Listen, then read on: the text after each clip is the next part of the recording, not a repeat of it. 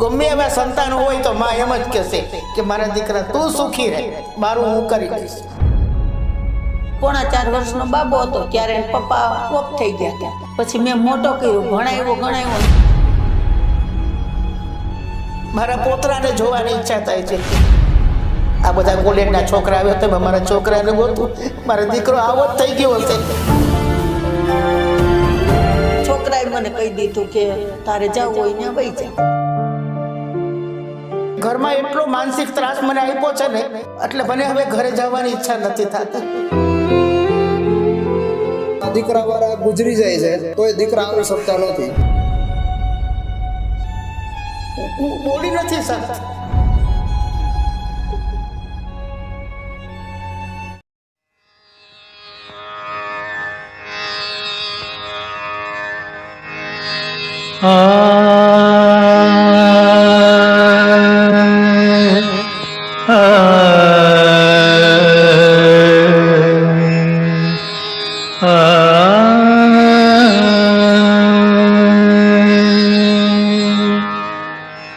सुख के सब साथी दुख में न कोई. નમસ્કાર.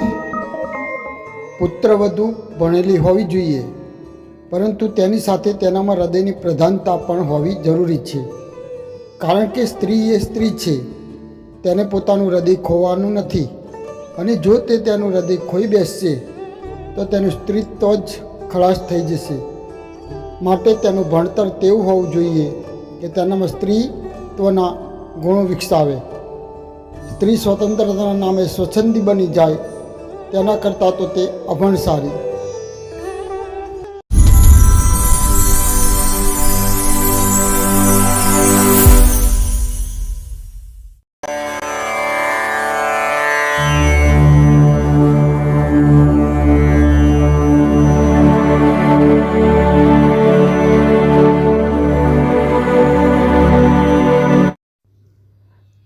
નમસ્કાર વાલા સજ્જનો, આ વિષય પરનો મારો આગળનો ઓડિયો આપણે પ્રગતિના નામે કઈ દિશા તરફ જઈ રહ્યા છીએ તેમાં આ વિષય ઉપર એક દૃષ્ટાંત અને થોડી ઘણી મેં વાતો કરેલી છે. તે આપે ના સાંભળ્યું હોય તો તે ઓડિયોને સાંભળી જવા હું ભલામણ કરું છું, જેથી મારો આ વિષયનો આ બીજો ઓડિયો આપ સમજી શકો. જે પ્રકરણમાં આપણે નયનના દૃષ્ટાંત દ્વારા જોયું કે નયનની પત્ની નયનના માતા પિતાને પોતાના સાથે રાખવા માગતી નથી, અને તેથી તે નયન સાથે છૂટાછેડા લેવાનો નિર્ણય લે છે. તો આજે લગભગ વૃદ્ધોની આ સ્થિતિ છે. તો આ માટે જવાબદાર કયા કારણો છે? આજે જે દેશમાં શ્રાદ્ધ પિતૃઓને આપવામાં આવે છે, જે દેશમાં મૃત માતા પિતાને પણ યાદ કરી અને તેમને જમાડવામાં આવે છે, તે દેશમાં વૃદ્ધોને એક સમય આવો આવશે કે વૃદ્ધાશ્રમમાં તેમને રહેવું પડશે. કે આવું વૃદ્ધાશ્રમ જેવું કંઈ હશે તે કોને વિચાર્યું હશે? કે આપણા ઋષિમુનિઓએ પણ આનો વિચાર નહીં કર્યો હોય, કે સપનામાં પણ વિચાર્યું નહીં હોય કે ભારત દેશમાં પણ આવો સમય આવશે. યોગાનુયોગ કહો કે અનાયાસ કરો, પરંતુ એકાએક ગીતા ઉપરના મારા ઓડિયોમાંથી મને આ વિષય પર ઓડિયો બનાવવાની પ્રેરણા ત્યારે થઈ જ્યારે શ્રાદ્ધના દિવસોની શરૂઆત થઈ છે. ત્યારે ચાલો આપણે આ વિષય માટે કે વૃદ્ધોની આ સ્થિતિ માટે જવાબદાર કારણોની ઊંડાણથી ચર્ચા કરીએ તો પહેલું સૌથી કારણ હોય વૃદ્ધાશ્રમ માટે તો સ્વયં માતા પિતા, કે હાલમાં આપણે વૃદ્ધો માટે તેના બાળકને જ જવાબદાર ઠેરવતા હોય છીએ કે બાળકને સંસ્કાર નથી, એ બાળકોને જ આપણે દોષ દેતા હોય છીએ, પરંતુ તે યોગ્ય નથી. પરંતુ અજાણતા તેના માતા પિતા પણ તેટલા જ જવાબદાર મારી દૃષ્ટિએ છે. આજે માતા પિતા અને તેમના બાળકો માટે તેવી પરિસ્થિતિનું નિર્માણ કર્યું છે કે આજે માતા પિતા પોતાના બાળકને ઉચ્ચ ક્વોલિટીનું અર્થાત પૈસા કમાવી આપે અને તેનું ભવિષ્ય ઉજ્જવળ અને જીવન સુખી બને તે જ દૃષ્ટિ ધરાવતા હોય છે. તેમની પાસે પોતાના બાળકો માટે સમય નથી, અથવા તો બાળકને સમય આપવો એ તેમના જીવનમાં મહત્ત્વનું લાગતું નથી. બસ તેમને તો કે પોતાના બાળકને સારી સ્કૂલમાં ભણવા મૂકી દીધો એટલે પોતાની જવાબદારી પૂરી થઈ એટલું માને છે.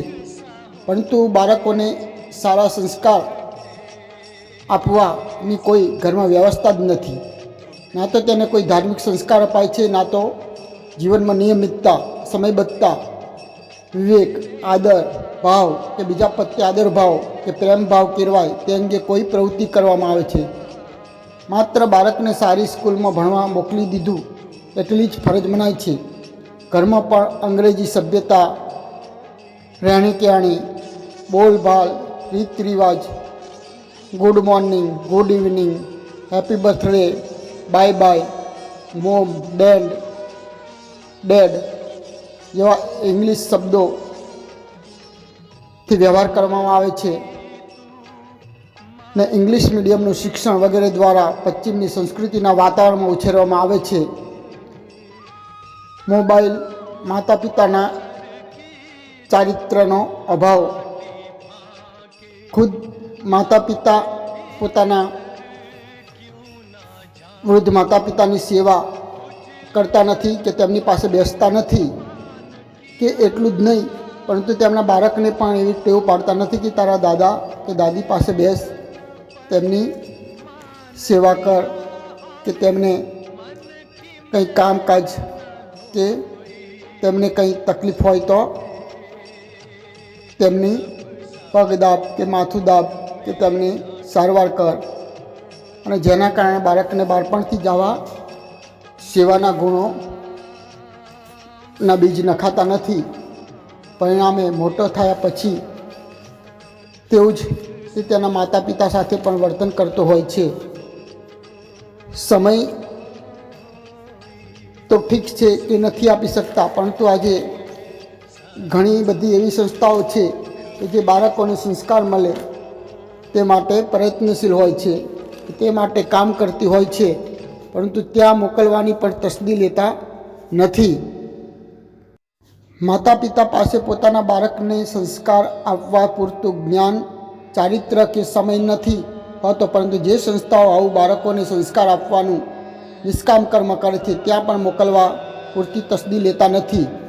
કારણ કે બાળકના ભવિષ્ય માટે નિશાળ મોકલવું, ભણાવવું જેટલું મહત્ત્વનું તેઓ સમજે છે તેટલું આવા સંસ્કાર કેન્દ્રોમાં મોકલવાનું મહત્ત્વ તેમને લાગતું નથી કે સમજતા નથી.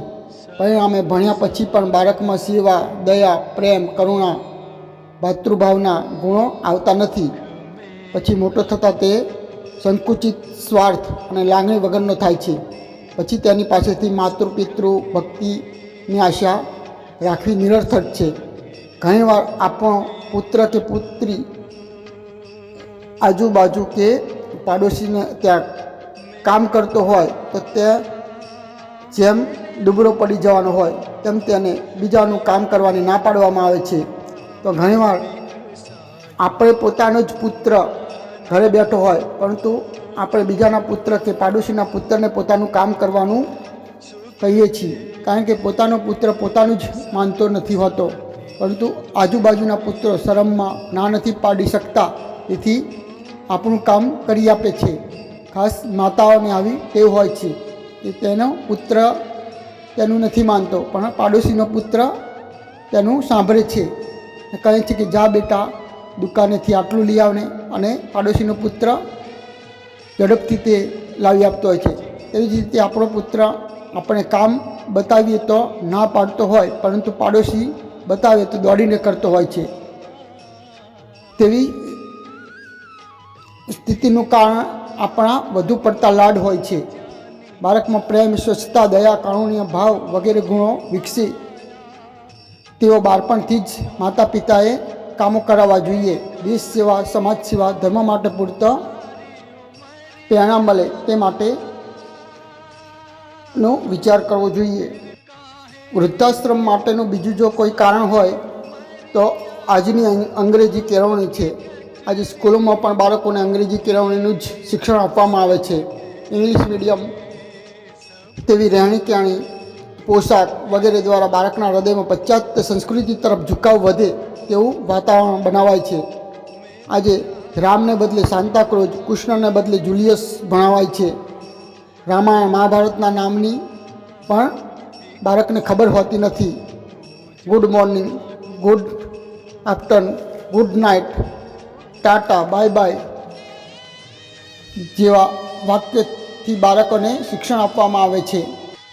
આજે જન્મદિવસ પણ આપણે પશ્ચિમી કલ્ચર પ્રમાણે કેક કાપીને ઉજવીએ છીએ ને માતા પિતાને ડેડી મોમ બોલતા શીખવાડ્યું, અને બાળકને સંસ્કારની અપેક્ષા ક્યાંથી રાખી શકાય.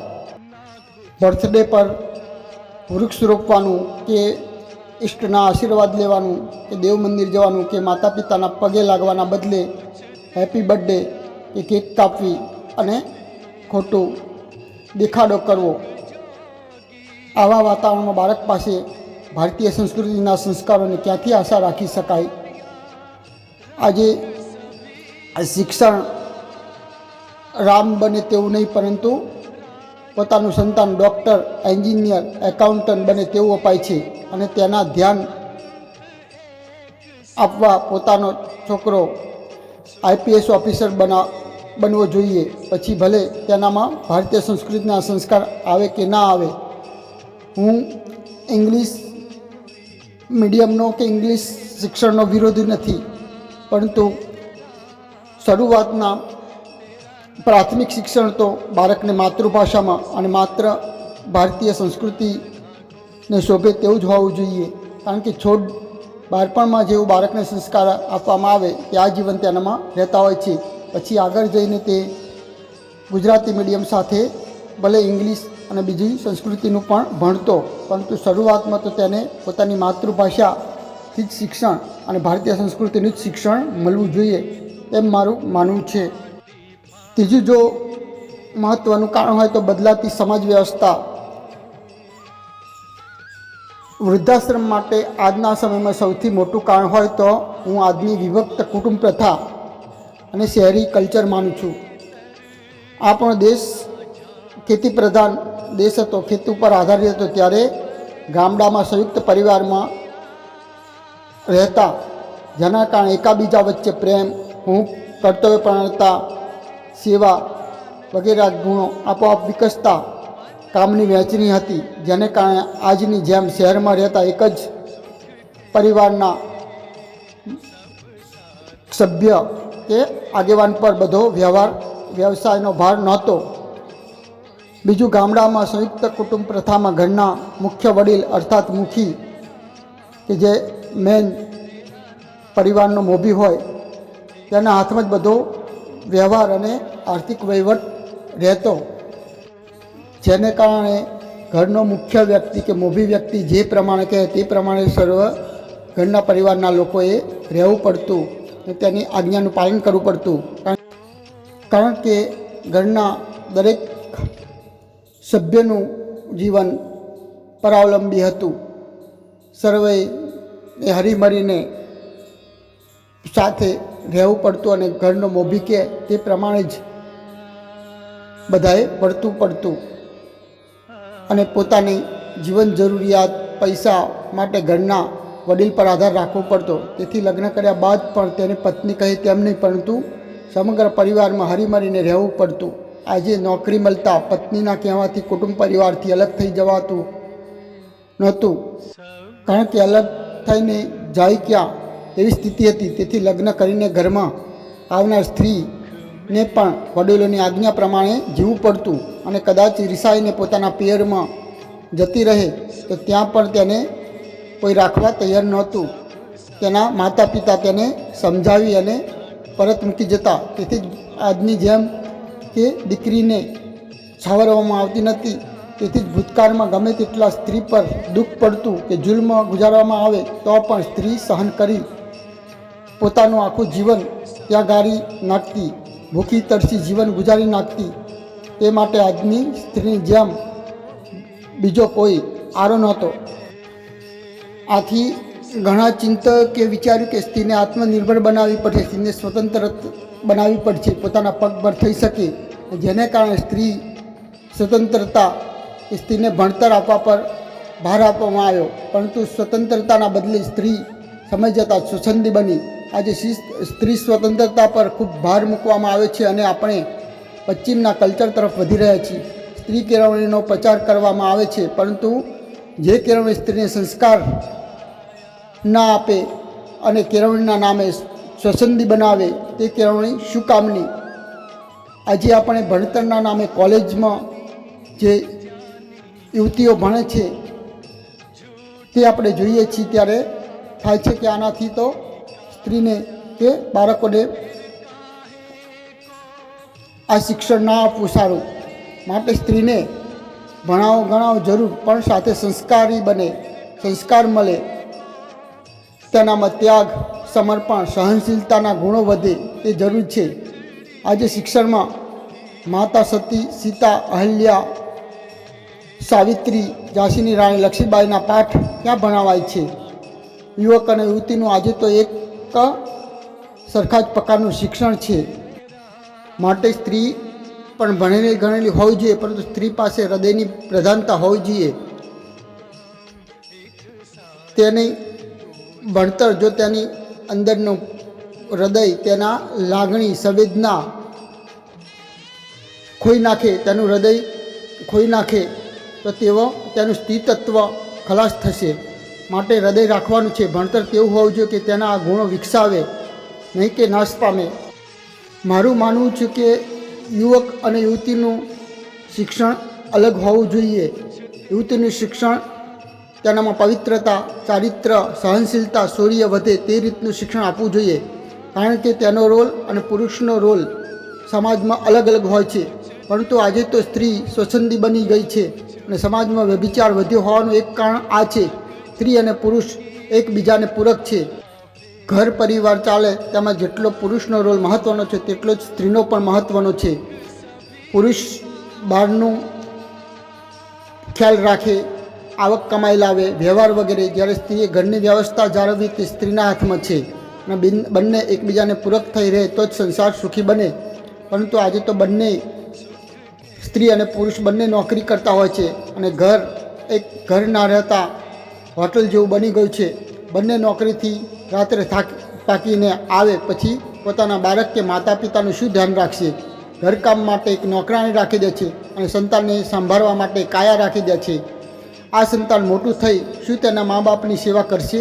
જેને માતા કે પિતાનો પ્રેમ જ નથી મળ્યો એ શું મોટો થઈ પોતાના વૃદ્ધ માતા પિતાની સેવા કરવાનો કે પ્રેમ કરશે? પહેલાં જે કુટુંબ વ્યવસ્થા હતી તે સ્ત્રીએ ઘર સંભાળવાનું અને પુરુષે ધંધો કરવો તે બહુ વિચારીને નક્કી થયેલ હતી. પરંતુ આપણે પશ્ચિમની સંસ્કૃતિ તરફ વળ્યા અને સ્ત્રી પુરુષ બંને નોકરી ધંધો કરવા લાગ્યા. પરિણામે પરિવારના રહેતા એક હોટલ જેવું થઈ ગયું છે. બહુ વિચારીને નક્કી થયું હતું તેથી જ પરિવાર ચાલે. પરંતુ આજે મોજ શોખ, તૃષ્ણાઓ અને શોખ પૂરા કરવા માણસના પૈસા પાછળની દોડ વધી છે. પૈસાને જ સર્વસ્વ માનવામાં આવે છે. આજે માણસ કરતાં પૈસાનું મહત્ત્વ વધ્યું છે. આજે દરેક સંબંધ અને દરેક માણસને પૈસાથી જ તોલવામાં આવે છે. માતા પિતાને પણ પૈસાથી જ જોવામાં આવે છે કે પૈસા માતા પિતાને અમુક કાપી દીધા કે પોતે તેમની જરૂરિયાત પૂરી કરી દીધી એટલે પત્યું. આમ દરેક બાબતમાં પૈસા જોવાવાળા માણસ વૃદ્ધ માતા પિતાની શું સમજ છે? માટે દીકરીને ભણાવો, પરંતુ સાથે સાથે તેમાં સંસ્કાર પણ આપો. અને જ્યારે દીકરી પસંદ કરવા જાઓ ત્યારે ભણતર કરતાં દીકરી સંસ્કારી વધુ હોય તે પહેલાં જુઓ. દીકરી અભણ હશે, ઓછું ભણેલી હશે, પરંતુ સમજુ સેવાભાવીવાળી હશે તો ચાલશે. પરંતુ બહુ ભણેલી ગણેલી હશે પરંતુ સંસ્કાર નહીં હોય તો નહીં ચાલે. હું માનું છું કે સ્ત્રી સ્વાવલંબી હોવી જોઈએ. સ્ત્રી ભણીને સ્વાવલંબી થવી જોઈએ અને પોતાના પગ પર ઊભી રહી શકે તેમ પણ હોવી જોઈએ. પરંતુ સ્વાવલંબી અને સ્વતંત્રતાના નામે તે સ્વસંદી ના થવી જોઈએ. જોકે એક રીતે સ્ત્રીની આ સ્વતંત્રતા સારી છે, તેનામાં ઘણા દૂષણો, આપણા સમાજમાં ઘણા કુરિવાજો હતા તે દૂર થયા છે. સ્ત્રી પરના જુલ્મો બંધ થઈ ગયા છે. બીજું, આજે અમે બે અને અમારા બે જેવી કુટુંબ વ્યવસ્થા આવતા સ્ત્રીની પણ સમાજમાં તંગી ઊભી થઈ. પરિણામે લગ્ન કર્યા બાદ રિસાઈને કે છૂટાછેડા કરી જતી રહેતી સ્ત્રીના પતિ માટે કફોડી સ્થિતિ થઈ છે. પહેલાંના છૂટાછેડા પછી તુરંત બીજે ગોઠવાઈ જતું તેવું આજના સમાજમાં કે સમયમાં થતું નથી. પરિણામે પુરુષ નહીં ઘરનો કે નહીં ઘાટનો જેવી સ્થિતિ થાય છે.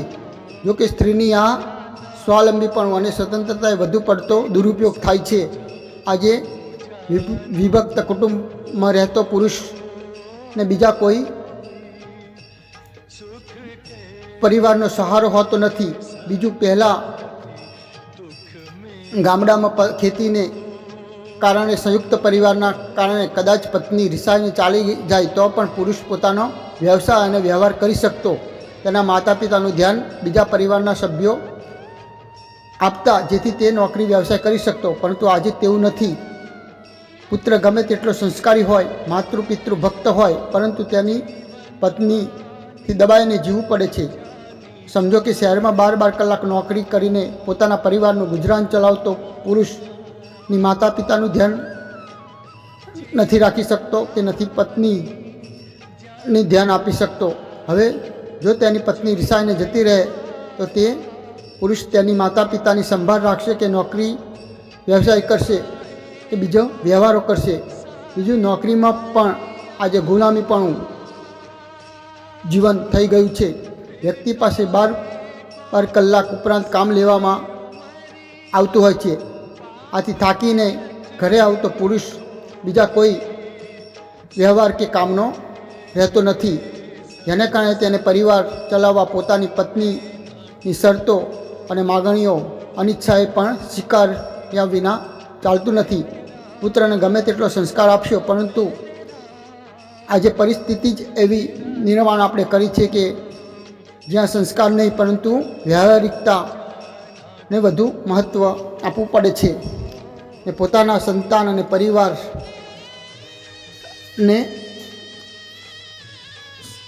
સાચવી રાખવા પુરુષે ના ઈચ્છા હોવા છતાં પણ ઘણીવાર પત્નીની જીદ આગળ નમવું પડે છે.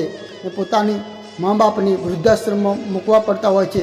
તો ઘણીવાર વૃદ્ધ માતા પિતા પણ આ સ્થિતિ જાણતા હોય છે અને જેના કારણે તે પોતે સ્વયં વૃદ્ધાશ્રમ સામે ચાલીને જતા હોય છે.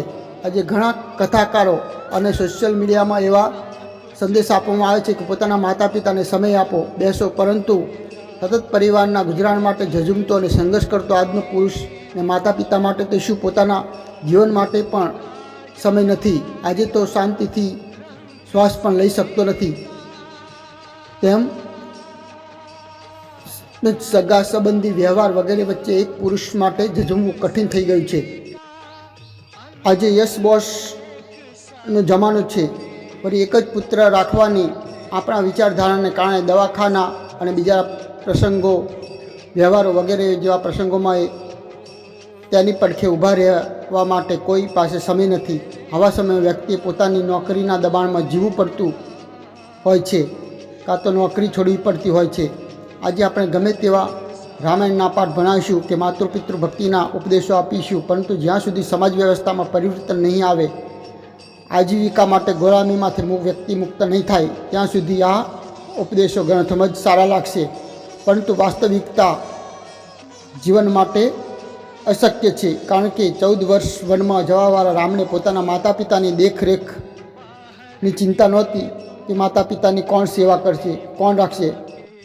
તેવી જ રીતે પોતાના માતા પિતાને કાવડમાં યાત્રા કરનારા શ્રવણને પોતાની પત્નીની શરતો પર આધારિત જીવન જીવવું નહોતું પડતું. આજના સમયમાં પુરુષ પ્રધાન ના રહેતા સ્ત્રી પ્રધાન થતો જાય છે. તેવા સંયોગો પુરુષે સ્ત્રીને આધીન થઈને રહેવું પડતું હોય છે. આ જ સ્થિતિ રહી તો હવે પછીને દરેક મા બાપે પોતાના પાછલી જિંદગી માટે વૃદ્ધાશ્રમ માટે તૈયાર રહેવું પડશે, ને તે માટે આજથી જ તૈયારી અને વ્યવસ્થા કરી રાખવી પડશે. તેમાં નવાઈ નહીં. અને આજના સમયમાં વૃદ્ધાશ્રમ એક કુરિવાજ કે શરમજનક ભલે લાગે, પરંતુ હવે પછીના સમયમાં એક ફેશન કે સમાજ વ્યવસ્થાનો ભાગ ના બને તો નવાઈ નહીં. આપણે પશ્ચિમી પદ્ધતિ પ્રમાણે જીવન વ્યવહાર જીવીશું ને આદર્શો ભારતીય સંસ્કૃતિના રાખવા માગતા હોય છું, તે શક્ય નથી. આજે પશ્ચિમીમાં વૃદ્ધોની જવાબદારી જેમ સરકારની થઈ જાય છે, તેમ આવનાર સમયમાં ભારતમાં પણ વૃદ્ધોની જવાબદારી સામાજિક સંસ્થાની કે સરકારની થઈ જાય તો નવાઈ નહીં. એક સમયે પ્રજાના મહેણાથી પ્રજા માટે પોતાની પત્ની સીતાનો ત્યાગ કરનાર રાજા રામને પોતાના સંતાન કે વૃદ્ધોની દેખભાળની ચિંતા નહોતી. જ્યારે આજના રામને પત્નીના છૂટાછેડા પછી પોતાના માતા પિતા અને બાળકોના જીવનનો વિચાર કરવો પડે છે, કારણ કે તેને એકબીજા બધા એકલા જ બધા મોરચે લડવું પડે છે. જેથી મને કે કુમને પોતાની પત્નીના દબાવમાં કે શરતોને માન્ય કરી જીવવું પડે છે. પોતાના માતા પિતાથી અલગ થવું પડે છે. તેમાં તેની પોતાની સંમતિ હોતી નથી, પરંતુ પરિસ્થિતિ સંજોગો જ આપણે એવા કર્યા છે. મારા ખ્યાલ પ્રમાણે આ સમસ્યાનો સૌથી મોટો ઉપાય કે દરેક માતા પિતાએ પોતાની દીકરીને સારી શિખામણ આપી મોકલવી પડશે. પોતાના સાસુ સસરાને માતા પિતાની માની પોતાના જ માતા પિતા માની સેવા કરવાનું શીખવવું પડશે, નહીં કે તેની ખોટી બાબતોમાં સાથ આપી અલગ થઈ જવાનું શિખામણ.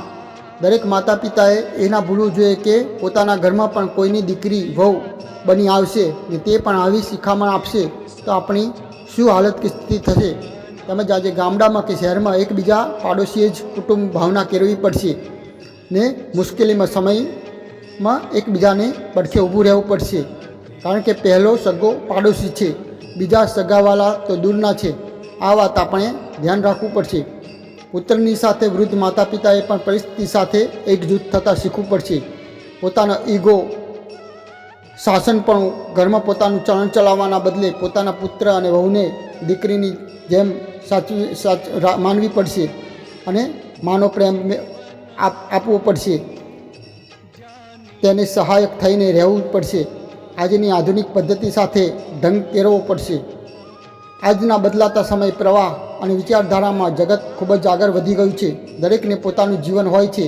પહેલાંની જે પરિવાર ભાવના, ત્યાગ કે કર્તવ્યપરાયણતા માત્ર આદર્શો કે શાસ્ત્રોમાં જ રહી ગયા છે. તેની બદલે બદલાતા આધુનિક યુગમાં જીવો અને જીવાદોની ભાવનાથી રહેવું પડશે. વૃદ્ધે પરિવારમાં નડતરરૂપ કે અડચણરૂપ થવાને બદલે કોમ્યુનિકેશનની થી રહેવું પડશે ને એકબીજાને કોઓપરેટિવ થઈ બનવું પડશે ને પોતાને સંતાનની જરૂરિયાત નહીં પરંતુ સંતાનોને પોતાની જરૂરિયાત મહેસૂસ થાય તેવું જીવન બનાવવું પડશે. એ સિવાય આ સમસ્યાનો કોઈ ઉકેલ હાલમાં દેખાતો નથી. મેં સાંભળ્યું છે કે હજુ સુધી કોઈ મુસ્લિમ પોતાના માતા પિતાને વૃદ્ધાશ્રમમાં મૂક્યા હોય તેવું સાંભળવામાં આવ્યું નથી, જેનું કારણ 70-80 વર્ષની વયે પણ તે વૃદ્ધ કાર્યરત હોય છે. પોતાનો ખર્ચ પોતે ઉઠાવી લેતો હોય છે. પરિવાર માટે બોજ હોતો નથી. જ્યારે આપણા હિન્દુ ધર્મમાં 50 વર્ષ પછી વ્યક્તિએ સામાજિક સેવામાં કાર્યરત રહેવાનું હતું. પરિવારની જવાબદારીમાંથી ધર્મ અને સમાજ માટે પોતાની શક્તિ સમય વાપરવાના હતા, પરંતુ આજે એ વ્યવસ્થા નાશ પામી 50 વર્ષ પછી રિટાયર થયેલો વૃદ્ધ આઉટડેટ થઈ જાય છે ને તે કોઈ કામનો રહેતો નથી અને અપમાનના ઘૂંટડાથી પી તેને જીવવું પડતું હોય છે.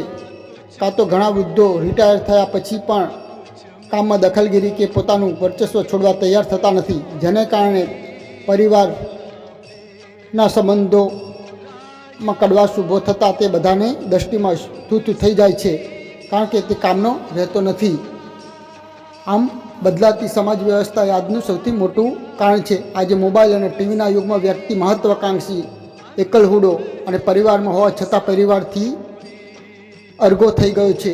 આપણી સંસ્કૃતિ પરંપરાનો નિકંદન કાઢી નાખ્યું છે. સવારમાં ઉઠી માતા પિતાને પગે લાગવું, પૂજાપાઠ, દેવદર્શન કે સારા ધાર્મિક ગ્રંથોનું વાંચન, સ્વાધ્યાય, સભા, વડીલોની આદર, સેવા, ત્યાગ ભાવના, સહનશક્તિ, સંતાનોના આશીર્વાદ કે સંતોને ઉતારો આપવો, આ બધું નિરુપયોગી લાગે છે. અને આજની શિક્ષણ પદ્ધતિ એ હરીફાઈના યુગમાં બાળકની પર એટલો ભણતરનો બોજ નાખી દીધો છે કે સ્કૂલથી ટ્યુશન અને હોમવર્કના બોજ નીચે દબાયેલ કુમરા બાળકને આ માટે સમય જ નથી.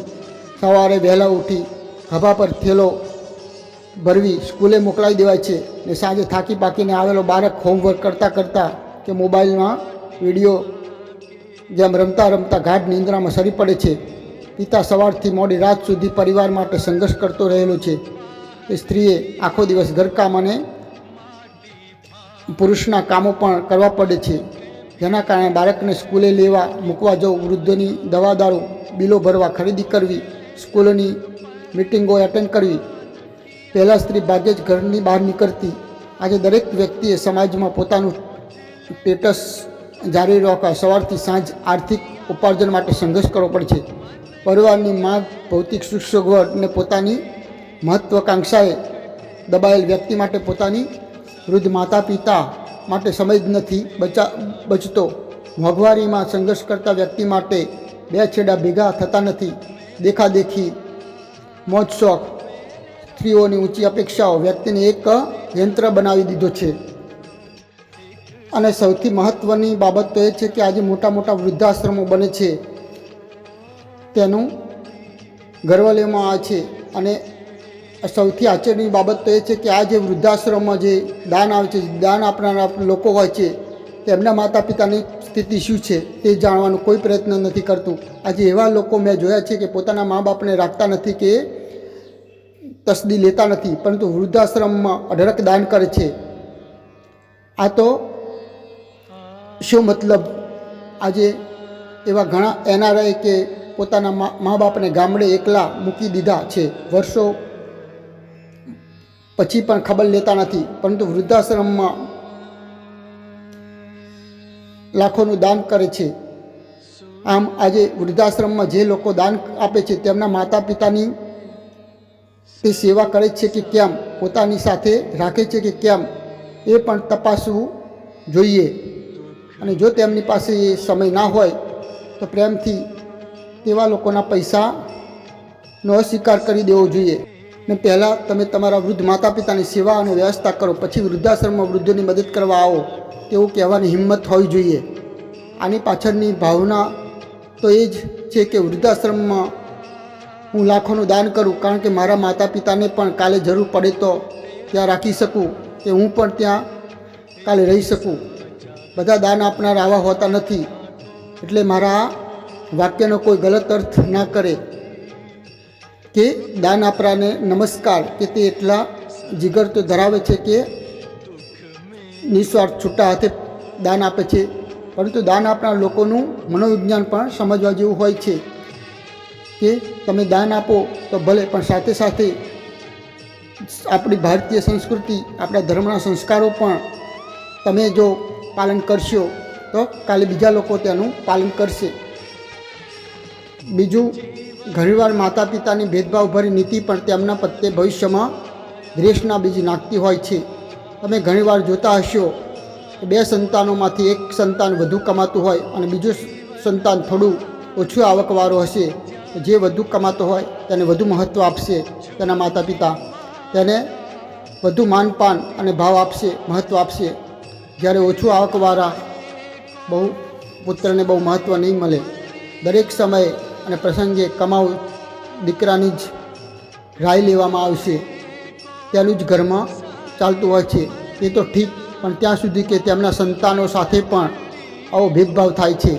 કમાવ દીકરાના સંતાનને ખોરામાં બેસાડી લાડ લડાય છે. સહેજ પડી જાય તો પણ આખું ઘર દોડ કરે છે અને ઊંચું થઈ જાય છે. અને જ્યારે પેલાના સંતાનને દાટ અને છણકા અને કામ જ આપવામાં આવે છે. આ જ ભેદભાવ આગળ જતાં માતા પિતા પ્રત્યે ધૂણા અને નફરતના બીજ નાખતા હોય છે. અને સત્ય તો તે છે કે વૃદ્ધાશ્રમમાં જ્યારે કોઈની સેવાની જરૂર પડે છે ત્યારે તેના જ સંતાનો તેની સેવા કરે છે કે જેને જે અડધૂત કરતા હોય છે. પહેલાંના છોકરા તો લાડકોડમાં બગડી ગયા હોય છે. આ કડું છે પણ સત્ય છે. ઘણાને આનો અનુભવ હશે અને ઘણા આજુબાજુ આવા પ્રસંગો જોતા હશે. પરંતુ ઈશ્વરના દરબારમાં દેર છે પરંતુ અંધેર નથી. અને આ જ સંતાનોની વૃદ્ધાશ્રમમાં જરૂર પડતી હોય છે અને આ જ દીકરો અને સંતાન તેનો હાથ પકડતા હોય છે. તો વાલા સજ્જનો, આ ઓડિયો બનાવવાનો મારો ઉદ્દેશ્ય એટલો કે આજે આપણે એક જ પક્ષને જોતા હોય છીએ. ને આજે ઘણા બધા સંતો સોશિયલ મીડિયામાં કે ઘણા બધા લોકો આજે કે તેવી બૂમો પાડતા હોય છે કે માતા પિતાની સેવા કરો, માતા પિતાને સમય આપો, માતા પિતાને રાખો અને ઘણું બધું.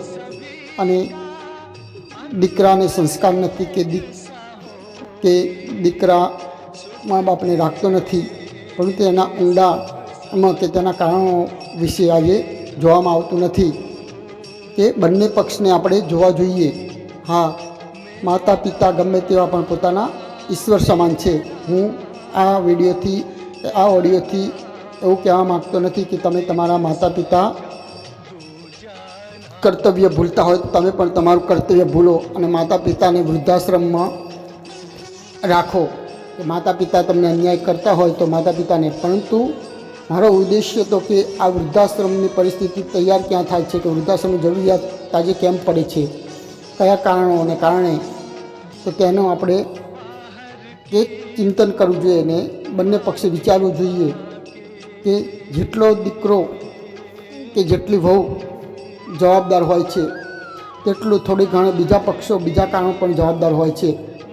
જ્યાં સુધી આ સર્વગ્રાહી આપણે વિચાર નહીં કરીએ ત્યાં સુધી આપણે આ સમસ્યાનો ઉકેલ નહીં લાવી શકીએ. ઘણીવાર વહુ પણ દીકરાની સંસ્કારી હોય છે. બધી વહુ ક્યાંય સંસ્કારી કે ખરાબ હોય તેવું નથી, પરંતુ ઘણીવાર વૃદ્ધ માતા પિતાનો એ સ્વભાવ પણ કામ કરી જતો હોય છે. ઘણા બધા સંતાનો અને વહુ તેમના સાસુ સસરાને કે વૃદ્ધ માતા પિતાને બાળકની જેમ હાથ પર રાખતા હોય છે, પરંતુ કહેશે ને કે જેમ ઉંમર થાય, જેમ ઉંમર વધતી જાય તેમ બાળક જેવો વૃદ્ધોનો સ્વભાવ થતો જાય છે. અને તેથી ગમે તેટલું રાખે છતાં પણ તે બાળકના જેમ ઘડીભરમાં રિસાઈ જાય છે અને ઘડીભરમાં તે દોષો જોવે છે. અને ખાસ આ સમયમાં લાગણી પ્રેમની તેમને વધુ હૂંફ હોય છે. અને સંજોગવશાત સંતાનો બધું આપવા છતાં પણ જ્યારે સમય નથી આપી શકતા ત્યારે માતા પિતા તેમની બધી સેવાને હોવા છતાં પણ તેમને દોષ આપતા હોય છે. અને આ જીવન એક ચક્ર જેવું છે. જીવનની શરૂઆત બાળપણથી થાય છે અને પાછું ગોળ ચક્ર ફરીને વૃદ્ધ સમયમાં આપણું જ્યાં હતા ત્યાં બાળપણ ઉપર આવીને ઊભા રહીએ છીએ. તેથી વૃદ્ધોમાં બાળપણનો સ્વભાવ વધુ જોવા મળે છે. તો મારું તો એવું પણ માનવું છે કે આ જીવન તમે જેને વધુ ટાળ્યું હોય, મોહ માયા કે ધન સંપત્તિ કે પૈસા, જેમાં આ જીવન તમે વધુ મહત્ત્વ આપ્યું હોય તે વૃદ્ધાશ્રમમાં તેની આસક્તિ વધુ દેખાતી હોય છે. તેથી ઘણીવાર બાળપણમાં વૃદ્ધો બાળક જેવા થતા હોય છે. તો જેને આજીવન પૈસા પાછળ તો તે પૈસા માટે કચ કરતા હોય છે. જેને આ જીવન મોહ માયા અને પરિવારની ભાવના પાછળ ગાળી હોય તો વૃદ્ધાશ્રમમાં પરિવારની મોહ માયા વધુ તેમને હોય છે અને પરિવારને કે પોતાના સંતાનોને આઘા જાય તે તેમને ગમતું હોતું નથી. આમ આ જીવન દરમિયાન જે ગુણને આપણે પાડ્યો હોય તે વૃદ્ધાશ્રમમાં કે વૃદ્ધા સમયે તે દોષ કે તે લક્ષણ વધુ તરી આવતું હોય છે અને બીજો જન્મ પણ આપણો તેના ઉપર આધારિત નક્કી થતો હોય છે. તો સૌથી મારી સૌને એ નર્મ નિવેદન કે આપણું જીવન વૃદ્ધાશ્રમમાં સારું બને, આપણી વૃદ્ધાવસ્થા સારી જાય તે માટે સૌથી ઉત્તમ ઈશ્વર ભજન કે આજથી જ આપણે ઈશ્વર ભજન, ઈશ્વર ચિંતન અને ધ્યાનમાં મન લગાવવું જોઈએ. તેથી વૃદ્ધાશ્રમમાં આપણે કોઈ પણ વગર એકલા પણ રહી શકીએ. અને તેથી જ ભગવાન શંકરાચાર્ય કીધું છે કે વૃદ્ધાસ્તાવત ચિંતા મગ્ન, કે વૃદ્ધાશ્રમમાં ચિંતા માણસને બહુ સતાય અને આ સ્થિતિ ના આવે. તેથી ઈશ્વર ભજન એ ટેવ પાડવી જોઈએ. અને જેને આજીવન બહુ કામ કર્યું હોય, જે ઘડી પર પલાઠી વાળીને બેઠો ના હોય, તેને જ્યારે રિટાયર્ડ થવું તેને બહુ તકલીફવાળું હોય છે, તેને બહુ મન દુઃખ થતું હોય છે. તે પોતાના સ્વભાવ પ્રમાણે છોડી નથી શકતો, તે નથી એકલો રહી શકતો અને જેને કારણે નવા નવા દોષો અને અશાંતિ વ્યાપે છે. અને તેવું જીવનમાં ના થાય તે માટે થોડી જીવનમાં શાંતિ, ધ્યાન, નામ જપ અને ભક્તિની પણ ટેવ પાડવી જોઈએ, જેથી જ્યારે વૃદ્ધાશ્રમમાં આપણે બધું છોડવું પડે ત્યારે બહુ દુઃખ ના થાય અને આપણો અહમ, ઈગો ઘવાય નહીં અને હસતા હસતા આપણે નિવૃત્ત થઈ શકીએ. એવી આથી ટેવ પાડીએ ને આપણા મનુષ્ય જીવનનો મુખ્ય હેતુ, મુખ્ય શ્રેષ્ઠ ઉપયોગ ઈશ્વર ભજન માટે આજથી જ સમય આપીએ તેવી આપ સૌને મારી ભલામણ. બીજું, મારો આ ઓડિયો આપને કેવો લાગ્યો, આપના અભિપ્રાયો જણાવશો. કદાચ મારાથી પણ કોઈ વિચારમાં દોષ રહી ગયો હોય કે હું યોગ્ય ન્યાય ના આપી શક્યો હોય આ વિષયને, કે આપને કોઈ વાક્ય કે કોઈ વિચાર મારો અયોગ્ય લાગ્યો હોય તો પણ નિખાલસપૂર્વક જણાવશો. હું તેનો આદરપૂર્વક સ્વીકાર કરીશ. અંતે આપણે બધા માણસ જ છીએ અને ભૂલો કરીને શીખવાનું છે. તો આપના અભિપ્રાયને હું ઇંતજાર કરીશ ને આપ સર્વને મારા પ્રેમથી જય શ્રી કૃષ્ણ. આપ સર્વનું જીવન મંગલમય, આનંદમય બને તેવી શુભકામના.